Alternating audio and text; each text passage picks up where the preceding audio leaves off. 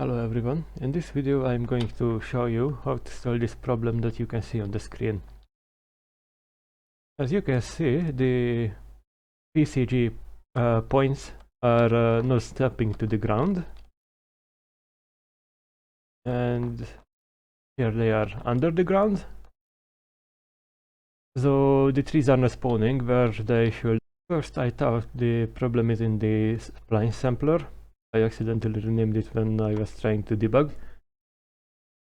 because this project on the surface looked like it should do exactly what I need, but apparently not. I have good news to you. The solution is really easy. You just need to create a projection node that you can get like this, and connect in the landscape. And now all the points are appearing in the right place where trees should spawn. They are actually spawning. Also, a little bit of extra information on spline data. If you have multiple of them on your level, it seems like you have to add this union node after them, and you also have to select multiple to true.